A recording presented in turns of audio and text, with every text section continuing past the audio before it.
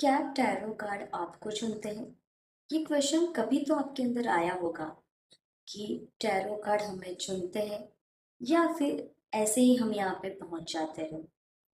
आज मैं आपको बहुत बड़ी सच्चाई बताने जा रही हूँ टैरो के बारे में, जिसके बारे में शायद ही कोई बात कर रहा होगा। लेकिन आज मैं आपके इस क्वेश्चन का आंसर देने वाली हूँ। हाँ, शायद कोई ऐसे भी लोग होंगे यहाँ पे जिन्हें ये क्वेश्चन कभी हुआ ही नहीं, लेकिन ये क्वेश्चन सुनने के बाद वो ज़रूर जानना चाहेंगे कि क्या टैरो कार्ड उन्हें चुनते हैं या नहीं। ओके, सो फर्स्ट मैं स्टार्ट करने वाली हूँ अपने पर्सनल एक्सपीरियंस से। मैंने एक बहुत ही स्ट्रॉन्ग कनेक्शन फील किया था किसी इंसान को लेकर। मैंने कभी टैरो कार्ड के बारे में सुना भी नहीं था, मुझे कुछ पता भी नहीं था, और मेरे सामने एक टैरो कार्ड रीडर आ गई मेरी यूट्यूब के फीड पे। एंड उनके मैं वीडियोस में देखती रही, मैं उस वीडियो के साथ खींचती गई, कनेक्शन बनता गया। और जो भी मैं देखना चाहती थी, वो मेरी हर रीडिंग भी हमेशा एक्यूरेट होती थी। बस इतना ही।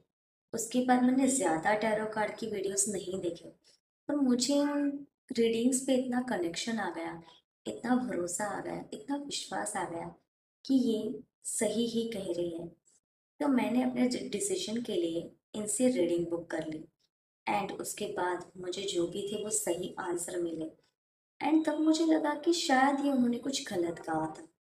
कुछ एक दो चीज़ की में मुझे लगा था कि शायद उन्होंने कुछ गलत कहा था, लेकिन ऐसा बिल्कुल नहीं था। टाइम रहते मुझे पता चला कि वो जो कह रही थी वो बिल्कुल सही था। उसके बाद उन्होंने मुझे एक रेमेडी दी, मैंने वो रेमेडी की, और उसके बाद यू वॉन्ट बिलीव, मेरी लाइफ पूरी तरह से चेंज हो गई थी हर तरीके से। So I am very happy and grateful कि मेरी लाइफ में मुझे जब टैरो रीडिंग की ज़रूरत थी, तब टैरो कार्ड ने मुझे अपने पास बुलाया। यस, तब मैं टैरो कार्ड रीडर नहीं थी, क्योंकि मुझे तो पता ही नहीं था कि टैरो कार्ड रीडिंग क्या होती है। सो ये वो टाइम था जहाँ मैं पहली बार टैरो कार्ड से कनेक्ट हुई। मैंने टैरो कार्ड रीडिंग ली। एंड जब मेरा टाइम आया ना मेरी लाइफ में आगे आगे मूव करने के लिए, सो तब मैं कनेक्ट हुई। मैंने पहली बार ही देखा था, फिर भी मुझे भरोसा आ गया। मैंने रीडिंग ली, मैंने बुक कर ली, मुझे आंसर मिला, मैंने रेमेडी की, और मेरी जो भी स्टकनेस थी लाइफ में वो सब दूर हुई। मेरी जो भी कंफ्यूजन थी वो भी दूर हुई। ओके, सो आज आप देख सकते हो ये मैं जो बात कर रही हूँ, ये बात काफ़ी ज़्यादा टाइम की नहीं है। ठीक है। सो यस, मैं यही कहना चाहूँगी आपको कि टैरो कार्ड आपको चुनते हैं। कैसे चुनते हैं, चलिए इसके बारे में भी थोड़ा और एनालिसिस कर लेते हैं। जैसे कि मुझे ज़रूरत पड़ी टैरो कार्ड रीडिंग की, मुझे आंसर डिवाइन की तरफ से मुझे आंसर देने की जब बारी आई, जब समय आया, तब उन्होंने मेरी लाइफ में टैरो कार्ड को भेज दिया। ठीक है, और मैंने वो रीडिंग ले ली। इतना जल्दी किसी पर भरोसा आना मेरे केस में तो पॉसिबल है ही नहीं, पर फिर भी मुझे उस पर भरोसा आया। मैं बहुत ही ज़्यादा डिवाइन कनेक्शन, बहुत ही डीप कनेक्शन फील कर रही थी, और मैंने अपनी टैरो कार्ड रीडिंग ले ली। तो तब मुझे मेरे कार्ड ने चूज़ किया। ठीक है, इस तरह से टैरो कार्ड ने मुझे चूज़ किया। एंड अभी भी और भी जर्नी आगे ख़त्म नहीं हुई है। उसके एग्जैक्टली 8 महीने के बाद मैंने खुद टैरो कार्ड का कोर्स किया, और मैं खुद एक टैरो कार्ड रीडर बन गई। सो इस तरह से टैरो कार्ड इतनी जल्दी मेरी लाइफ में आया, और उसने मुझे चूज किया, और आज मैं आपके सामने हूँ। ये थी मेरी जर्नी के बारे में। तो अब मैं आपको बताती हूँ कि टैरो कार्ड आप सबको कैसे चुनते हैं। ये तो चलो मेरी बात थी कि मैं स्पिरिचुअल जर्नी में इंक्लाइन हूँ, मैं ज़्यादा इन सब में बिलीव करती हूँ, और मैं ज़्यादा इंटुइटिव हूँ, तो मैं कनेक्ट हो गई, मैं टैरो कार्ड भी बन गई। लेकिन ज़रूरी थोड़ी है कि हर कोई रीडिंग लेना चाहता है, हर कोई अपनी लाइफ में सॉल्यूशन पाना चाहता है तो हर कोई रीडर बने। नहीं, ऐसा तो नहीं हो सकता है ना कि हर कोई रीडर बने। हर किसी की सोल सेम नहीं होती, हर किसी की जर्नी सेम नहीं होती। तो फिर आप लोग अब जानना चाहोगे, ये तो तुम थी, लेकिन हमारा क्या, हमें टैरो कार्ड कैसे चूज करते हैं? तो इसका आंसर ये है कि जब जब आप अपनी लाइफ में बहुत ही ज़्यादा परेशान होते हो, बहुत ही ज़्यादा प्रॉब्लम में होते हो, लेकिन कभी ना कभी ऐसा टाइम ज़रूर आता है कि जब वो टाइम आपका ख़त्म होने का आता है, वो स्ट्रगल पीरियड, वो ख़त्म होने का टाइम होता है। आप सब भी जानते हो कि हर कोई सिचुएशन, सर्कमस्टेंसेस कभी भी सेम नहीं रहते। परिवर्तन संसार का नियम है। आपकी लाइफ में अगर कोई प्रॉब्लम्स चल रही है, तो वो प्रॉब्लम ज़्यादा देर तक नहीं रहेगी। अगर आपकी लाइफ में किसी चीज़ की खुशियाँ हैं, तो ज़रूरी नहीं कि वो खुशियाँ भी आपको लाइफ टाइम रहे। अगर आपकी लाइफ के अंदर किसी चीज़ को मिलने की आपको बहुत ज़्यादा खुशी हो, तो आप सोचो कि वो चीज़ आपको अभी मिली है, तो क्या उसकी खुशियाँ बार बार आपको फील होगी? नहीं। वो चीज़ आपको जब मिल जाती है, तब उसके बाद आपको वो चीज़ मिल गई, उसके बाद आपको वो खुशी नहीं मिलती जो आपको उसको पाने से पहली बार मिली थी। ओके। सो संसार का नियम है परिवर्तन।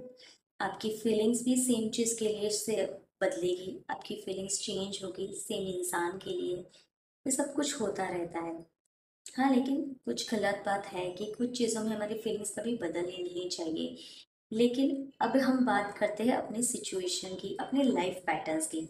अगर आपकी लाइफ में कोई पैटर्न ऐसी चल रही है, जैसे कि आप किसी पर्टिकुलर इंसान में स्टक हो, आप डिसीजन नहीं ले पा रहे हो, लेकिन कभी ना कभी तो उसका डिसीजन आने ही वाला है, और आप कुछ डिसाइड नहीं कर पा रहे हो कि आपको क्या करना चाहिए। उस इंसान के साथ बहुत ही लंबा पीरियड चलता है आपका रिलेशन में उसके साथ।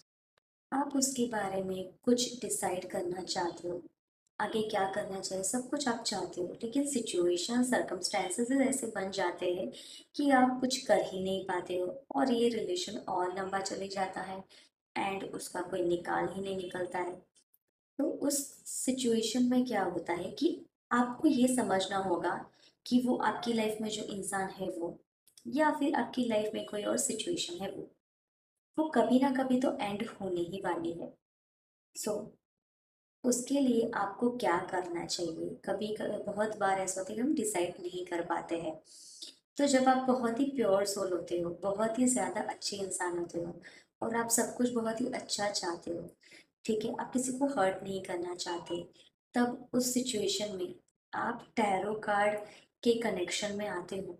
भगवान डिवाइन आपके सामने किसी टैरो कार्ड रीडर को या कैसे इंसान को आपकी लाइफ में भेजता है, जो आपको बताता है कि ये टैरो कार्ड रीडिंग होती है ऐसे, और ये ऐसे काम करती है। फिर आप एक बार ट्राई करना चाहते हो या देखना चाहते हो, फिर आपको डेफिनेटली कनेक्शन होता ही है टैरो कार्ड से। क्यों?